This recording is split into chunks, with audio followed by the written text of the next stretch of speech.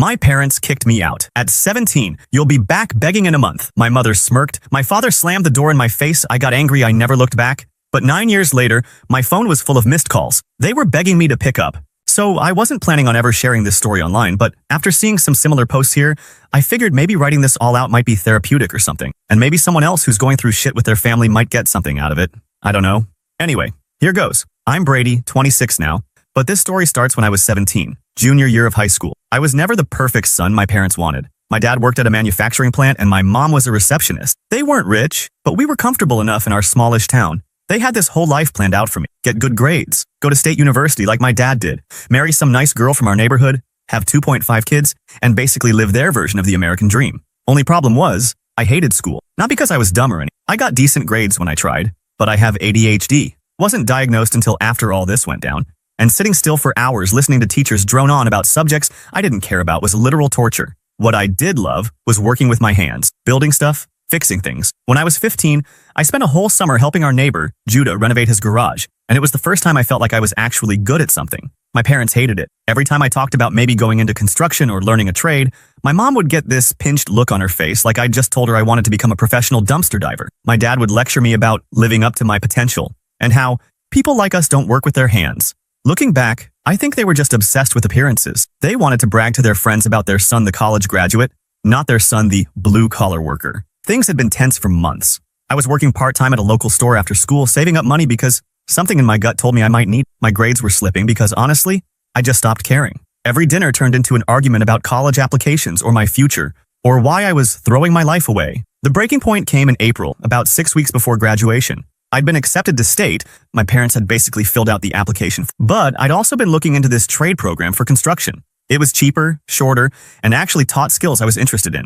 I'd gotten in, and they were offering me a partial scholarship based on this portfolio of projects I'd put together. I decided to tell my parents over dinner. Bad idea. As soon as I mentioned trade school, my dad threw his fork down so hard it bounced off the plate. My mom started crying. Actually crying, like I told her I had 6 months to live or something. What followed was the worst fight we'd ever had. My dad called me ungrateful, said I was spitting in the face of all their sacrifices. My mom kept saying she was disappointed and couldn't understand where they went wrong with me. When I tried to explain why I was excited about the program, my dad cut me off and said something I'll never forget. No son of mine is going to waste his life like that. If you're too stupid to see the opportunity you're throwing away, then maybe you're not the son we thought you were. I lost it. Told them I was sick of living my life to fulfill their dreams.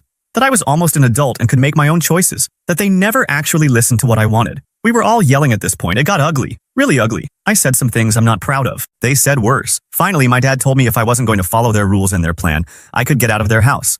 I think he expected me to back down. I didn't. I went upstairs, grabbed the emergency bag I'd already packed, told you I had a feeling, and stuffed in as many clothes as I could fit. Grabbed my laptop, the cash I'd been saving, about $1,200, and my important documents that I'd already collected, birth certificate, social security card. Thank God for my paranoia. When I came downstairs with my bags, my parents looked shocked, like they couldn't believe I was actually leaving. My mom started in with, "You're making a huge mistake, and you think you know everything at 17. My dad just stood by the door with his arms crossed. As I walked out, my mom called after me. "You'll be back begging in a month. You have no idea how hard the real world." She had this smirk on her face that just broke something. My dad didn't even look at me, just slammed the door as soon as I was out. I stood on our front lawn for a minute, just kinda numb. It was starting to rain, which felt appropriate. I remember thinking, well, this is some movie-level dramatic bullshit happening right now. Then I called my friend Corey, whose parents were actually decent humans. Those first few days were a blur. Corey's parents let me crash on their couch, but I knew it couldn't be permanent. I was still in school, trying to graduate while figuring out where I was going to live, how I was going to eat, and basically how to be an adult overnight. I couldn't focus on anything. Kept having these moments where I'd suddenly realize, holy shit, I'm homeless. I'd have panic attacks in the bathroom at school. But one thing kept me going. Pure, stubborn anger. No way in hell was I going to prove my parents right by crawling back. Corey's mom helped me apply for emergency aid since I was technically an unaccompanied minor. The guidance counselor at school, one of the few adults who'd ever actually listened to me, helped me figure out what I needed to do to legally emancipate myself. I got more hours at my job and picked up a second one, washing dishes at a local diner. The hardest part wasn't even the practical stuff. It was the emotional shit. Seeing other kids with their normal families, hearing classmates complain about dumb arguments with their parents who still loved them at the end of the day, realizing that what my parents had done wasn't normal, that most parents don't kick their kid out for wanting to go to trade school instead of college, that the way they'd always made their love feel conditional wasn't how it was supposed to be. About 3 weeks after I left, my mom texted me, not to apologize or ask if I was okay, just, "When you're ready to apologize and accept our help with our conditions, you can come home." I didn't respond. A week later, my dad called and left a voicemail saying pretty much the same thing. They were so sure I'd fail that they were just waiting for me to come crawling back so they could say, "I told you so." I graduated high school while living on Corey's couch. My parents came to the ceremony, keeping up appearances, I guess. They tried to talk to me afterward, but I just walked away. I had nothing to say to them. By June, I'd saved enough to get a shitty apartment with 2 other guys. It was a dump, but it was the first place that was mine. I enrolled in that trade program using my scholarship and working almost full-time to pay for it. It was exhausting, but every time I wanted to give up, I'd remember my mom's smirk and my dad's slammed door, and I'd find the energy to keep going. That first year on my own was the hardest thing I've ever done. I was lonely, scared, and constantly exhausted. There were nights I cried myself to sleep because I missed having a family, even my fucked up one. There were mornings I woke up and couldn't find the energy to get out of bed. But I did, every single time. And you know what? I never went back begging. Not after a month, not ever. This is getting long, so I'll post part 2 tomorrow if people are interested. That's when things started to turn around for me, but it was still a long road ahead. Edit. Wow, didn't expect this to blow up. Thanks for all the supportive comments. Part 2 coming tomorrow. Update 1. So, thanks for all the comments on my last post. Honestly didn't expect so many people to relate to this. Anyway, picking up where I left off. The first few months on my own were low-key a nightmare. NGL. After crashing at Corey's place for those initial weeks, I managed to find this absolute dump of an apartment with 2 other guys. One was this dude Marcus, who worked nights so I barely saw him, and the other was Tyler, who I'm pretty sure was dealing something but minded his own business and paid rent on time, so whatever. The place had roaches that would literally wave at you when you turned on the kitchen light. The shower would randomly go ice-cold mid-rinse. Nothing like screaming while shampoo runs into your eyes. And the walls might as well have been made of paper. I knew way too much about our neighbor's relationship drama. But here's the thing. It was mine. Or at least 1/3 mine. No one could kick me out as long as I paid rent. I was working these 2 garbage jobs, hardware store evenings, and diner on weekends. Between that and trying to finish trade school, I was sleeping maybe 4 hours a night. My diet was basically ramen, eggs, and whatever leftover pancakes or fries I could snag from the diner. Lost like 20 pounds those first few months. Probably looked like a walking corpse most days. The weirdest part was seeing these Instagram posts from kids my age living their best lives. College parties, family vacations, all that normal stuff, while I was trying to figure out if I could skip doing laundry for another week because the laundromat took quarters and I needed those quarters for the bus. My parents tried reaching out a few times, always with the same energy. When was I going to stop this nonsense and come home? Accept their help? Follow their plan? They never once asked if I was okay. Like, hey, your teenage son is living in a roach motel, maybe check if he has food? Nope. Just when was I going to admit I was wrong and crawl back? I remember my dad actually showed up at the hardware store once about 3 months after I left. I was restocking light bulbs when my coworker was like, "Some dude in khakis is asking for you up front." I peeked out and saw him standing there looking so out of place among the paint cans and lumber. I hid in the stock room until he left, watched him through the window, standing in the parking lot for 15 minutes before finally getting in his car.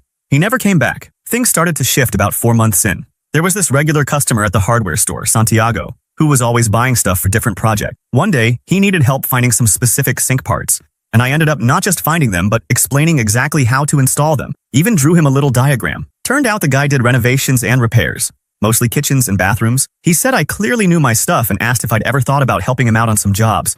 The money was better than the hardware store, and it was actually related to what I was learning in trade school. Felt like the first actual break I'd gotten since leaving home. Santiago was nothing like my dad. He didn't look down on people who worked with their hands. He took pride in it. Would literally stop in the middle of installing a faucet to show me the right way to set the gasket, or why one technique was better than another. For the first time, I felt like someone actually saw potential in me, not just what they wanted me to be. Around the 6-month mark, my parents changed tactics. My mom started texting that she missed me. My dad sent this message saying they were willing to compromise on my education if I moved back home. TBH, it just made me angry all over again. Like, were they seriously expecting me to give up my independence just because they were now allowing me to make some of my own choices? Hard pass. I finished my first year of trade school with decent grades. Turned out I wasn't too stupid after all. I just needed to be learning something I actually gave a crap about. Santiago started giving me more responsibility, better pay. I moved out of the Roach Motel into a slightly better apartment with just one roommate, this nursing student named Aiden, who was nearly as broke as me but at least understood basic hygiene. By 19, I'd gotten my first certification and was making okay money. Not Instagram flexing money, but enough to buy actual groceries, pay bills on time, even start putting a little aside. Santiago would recommend me for side jobs on weekends, small repairs, installations, that kind of thing. Building a reputation, building a client list. The strange thing about working in people's homes is you see a lot about how families actually function. I'd be installing a light fixture, overhear parents encouraging their kids, praising them for B's on tests, hugging them just because. I'd see photos on walls of family vacations, graduation ceremonies, silly moments, normal families that fought sometimes but still loved each other without conditions. It was eye-opening, made me realize how messed up my own family dynamic had been. When I was almost 20, my mom showed up at my apartment unannounced. No idea how she found my address, probably through some mutual Facebook friend. I almost didn't recognize her standing there in my doorway. She looked older somehow. I let her in because what else could I do? It was awkward AF. She looked around my place with this expression, not quite disgust, but definitely like she was mentally cataloging all the ways my life was inferior to what she'd planned. Asked me these surface-level questions about what I was doing, how I was living, then got to the real reason for her visit. My dad had been passed over for a promotion, and they were struggling a bit financially. Wanted to know if I could help out. The audacity actually made me laugh. 2 years earlier, they'd thrown me out, told me I'd fail on my own, and now they wanted me to help them. I told her I was still establishing myself and couldn't spare anything. She left looking annoyed, like I'd failed some test. Didn't even say she was proud of me for making it on my own. After that visit, I went through a weird emotional patch. Started questioning everything. Was I wrong to keep them at a distance?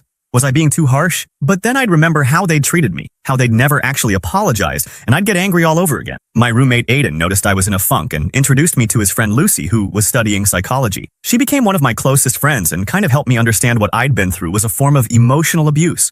That the way my parents had always made their love conditional on me following their exact plan wasn't normal or healthy. Talking to her helped me work through some of my anger and start healing. By 21, I was doing well enough to move into my own place. Just a small, one-bedroom, nothing fancy, but all mine. No roommates, no parents, just me. The day I moved in, I sat on my second-hand IKEA couch and literally cried. Never thought I'd get this far when I was standing on that lawn with my bags at 17. Around this time, Santiago offered me more stable work with actual benefits. Health insurance for the first time since I left home. He was getting more business and needed reliable help. It was a huge vote of confidence, and honestly, meant more to me than any approval from my parents ever had. Meanwhile, my parents kept trying to reconnect, but always on their terms. They'd invite me to holiday dinners, but make pointed comments about my choices. They'd offer help, which I never accepted, but with strings attached. Every interaction left me feeling drained and angry. Eventually, I started limiting contact to occasional texts and maybe one visit a year. What they never seemed to understand was that I was actually building a decent life. It didn't look anything like what they'd planned for me, but it was good. I had work I enjoyed that paid the bills. I had friends who accepted me for who I was. I was building something real, something that was mine. By 23, I had completed additional certifications and was Santiago's go-to guy for certain types of projects. We worked well together, and he started talking about bigger opportunities down the road. That was also when I met Lydia. She needed some repairs done in her apartment, and Santiago sent me. Smart, funny, didn't take any of my BS. We started dating, and for the first time, I let someone really know me. All the baggage, all the history with my family. Instead of running for the hills, she got it. Her own parents weren't perfect, though nowhere near as controlling as mine. Of course, when my parents heard I was seriously dating someone, they suddenly got very interested in my life again. Started following me on Instagram after years of ignoring my existence. Wanted to meet her. Wanted to play happy families. I kept them at arm's length. Lydia deserved better than to be dragged into their mind games. 4 years after being kicked out, I was in a stable situation, had my own place, was in a healthy relationship, and had built a life entirely on my own terms. My parents' prediction that I'd come crawling back within a month couldn't have been more wrong. But the story doesn't end there, because just when I thought I'd finally moved beyond their shadow, things were about to get complicated in ways I never saw coming. I'll post part 3 tomorrow. Things start to shift for both me and my parents in some unexpected ways. Update 2. Hey everyone! Thanks for sticking with my story. The support means more than y'all know. So, continuing where I left off, by the time I was 24, life had settled into a rhythm that felt almost normal. I'd been bouncing from job to job, gradually building up experience and putting money aside whenever I could. Nothing glamorous. Mostly grunt work, but it paid the bills and kept me moving forward. My apartment was this tiny studio with a kitchenette that barely fit a mini fridge and microwave, but it was mine. No roommates, no parents. Just me and my secondhand furniture. So I was scrolling through Facebook one night. Yeah, I know, boomer app, LOL. When this notification popped up, my cousin Madison had tagged me in a photo from some family gathering I obviously wasn't at. Didn't think much of it until I noticed my parents in the background. Mom was wearing this fake smile I knew all too well, and Dad was mid-sentence, probably telling one of his same 5 stories. But the weird thing? On the table next to them was this framed photo of me from my high school graduation. Like what? These people kicked me out, barely reached out except when they wanted something, and now they're displaying my photo like we're some happy family. I called Madison right away, and she was like, "Oh yeah, they talk about you all the time, always telling everyone how proud they are of you." The audacity, I swear. It was like they were living in an alternate reality where they hadn't told me I'd be crawling back within a month. Anyway, around this time, I met Lydia. Not in some romantic movie way. We were both in line at Target, it was taking forever, and we started bitching about self-checkout. She had this way of talking where she didn't filter anything, just raw thoughts straight from brain to mouth. We exchanged Instagram, started texting, and things just clicked. On our 3rd date, we ended up talking about families, and I opened up about my situation. Expected the usual awkward, "that's rough" response, but instead, she told me about how her stepdad had been similar. Not as extreme, but the same controlling vibe. She got it in a way most people didn't. That night, we stayed up till like 3 a.m. just talking. And for the first time, I didn't feel like my family drama was this dark secret I had to hide. A few months into dating Lydia, my water heater decided to die a dramatic death. Came home to find water seeping under my bathroom door, had to shut off the main valve, and spent 3 days taking ice-cold showers at the gym while waiting for my landlord to fix it. Lydia suggested I stay at her place, but IDK, it felt too soon. That whole independent streak I developed was hard to shake. Around this time, my old high school friend Corey got engaged, and I was invited to the wedding. Hadn't seen most of these people in years, and TBH, I was nervous about what they'd think. Would they see me as the guy who failed, who didn't go to college, who disappeared? But when I showed up with Lydia, everyone was just normal. Asked what I was up to, seemed genuinely interested when I explained my jobs. No judgment, no comparisons to some imaginary life I should have had.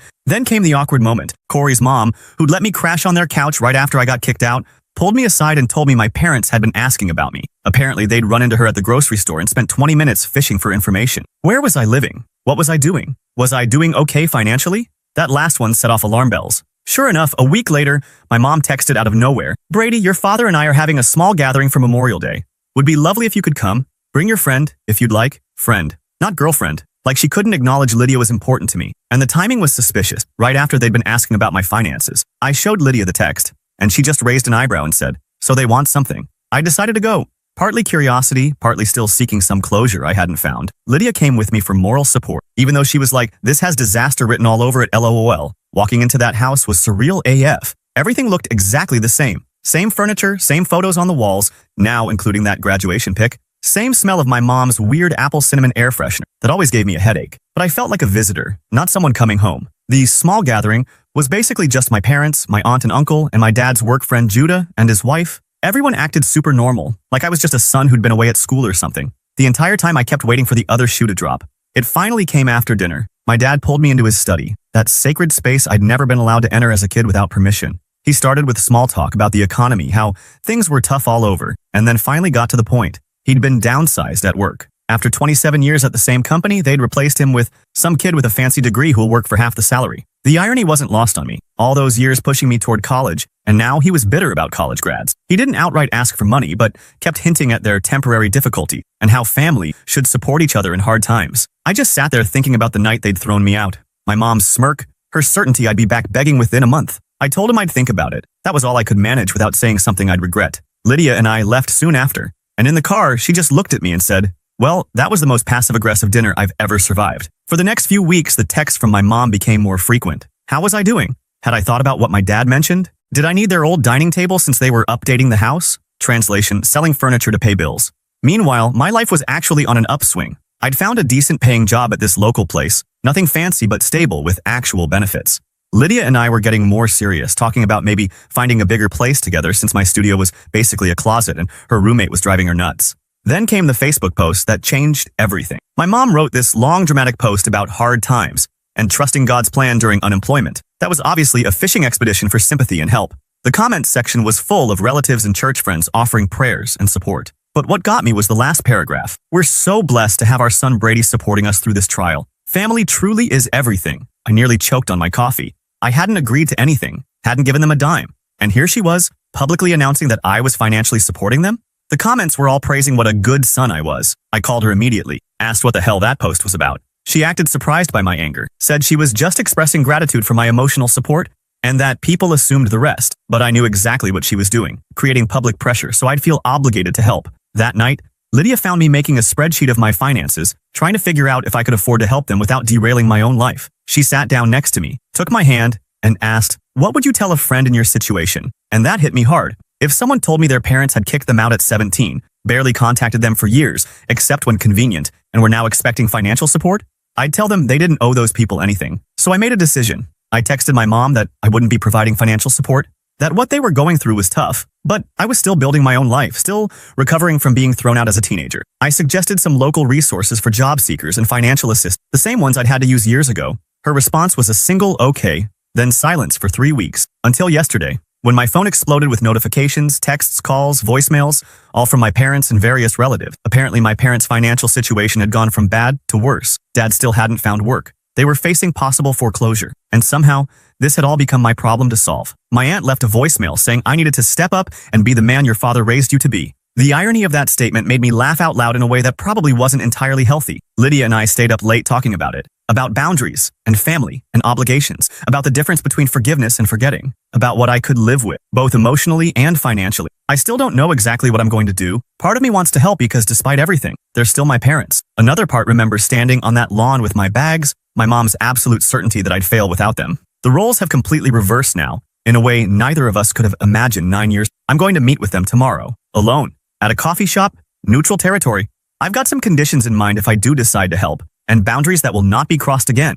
Life's weird, guys. 9 years ago, they thought I couldn't survive a month without them. Now they're the ones who can't manage without me. Not sure if that's karma or just the universe's twisted sense of humor. We'll update after the meeting tomorrow. Thanks for reading all this and for the support. Finally, update. So yesterday, I left off with a bit of a cliffhanger. The day before the big meeting with investors, I got a frantic call from my mom. At first, I ignored it. TBH, I was way too busy prepping my presentation and dealing with last-minute stuff. But then she called 4 more times in a row. Then my aunt called. Then my cousin. Something was clearly up. When I finally answered, my mom was crying so hard I could barely understand her. After she calmed down a bit, she told me my dad had been laid off again, but this time it was worse.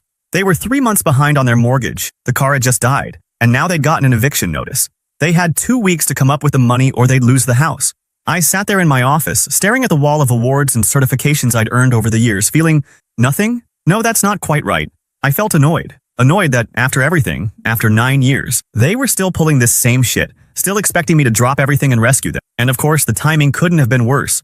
Right before the most important meeting of my career, I told my mom I'd call her back, hung up, and just sat there for a while. Lydia came in and immediately knew something was wrong. After I explained, she didn't tell me what to do, just asked what I wanted to handle it. That's one of the million reasons I love her. So I made a decision. I'd deal with my parents after the investor meeting, one crisis at a time. I turned my phone off, focused on my preparations, and tried to put family drama out of my mind.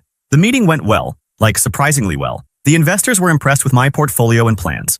They asked tough questions, but I'd prepared for them. By the end, they were talking about potentially backing not just this project, but future ones too. It was literally everything I'd worked for since that rainy night when I'd stood on my parents' lawn with nowhere to go. When I turned my phone back on afterward, I had 27 missed calls, not just from my parents, but from aunts, uncles, cousins, even people I barely knew. My voicemail was full. My Facebook Messenger was blowing up. Apparently, my mom had mobilized the entire extended family to pressure me into helping them. I drove home feeling a weird mix of emotions, pride about the meeting, anger about my family's tactics, and this creeping sense of obligation I couldn't quite shake. When I walked in, Lydia was on the couch with her laptop, and she had this look on her face, part concern, part, "You're not going to believe this." Turns out, my mom had posted this long dramatic thing on Facebook about how they were losing their home and how certain people, gee, wonder who, had forgotten family comes first. She didn't name me directly, but everyone knew who she meant. Several relatives had commented with stuff like, "I'm sure Brady will help when he sees this," and "Family is everything. He'll come through." I just stood there reading these comments on Lydia's screen, feeling my blood pressure rising with each one. They were trying to publicly shame me into bailing them out. After everything they'd put me through, they still thought they had the right to manipulate me like this. I decided right then. Enough was enough. I was done with the vague boundary, the occasional help, the strained holiday visits.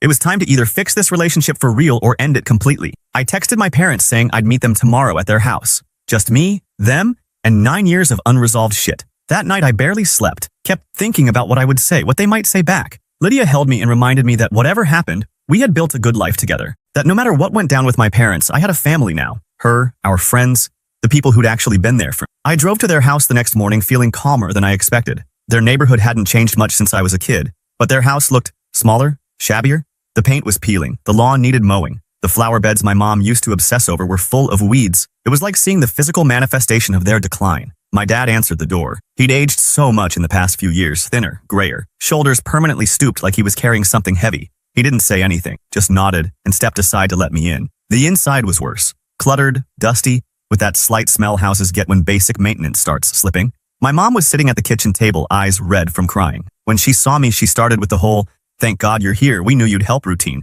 not even waiting to hear what I had to say. I cut her off and told them both to sit down. For once, I was going to talk and they were going to listen. I laid it all out. How they'd thrown me out over wanting a different future than they'd planned. How they'd predicted I'd come crawling back within a month. How for years they'd only contacted me when they needed something. How they'd never once genuinely apologized or acknowledged how wrong they'd been. My dad tried to interrupt with the usual excuses.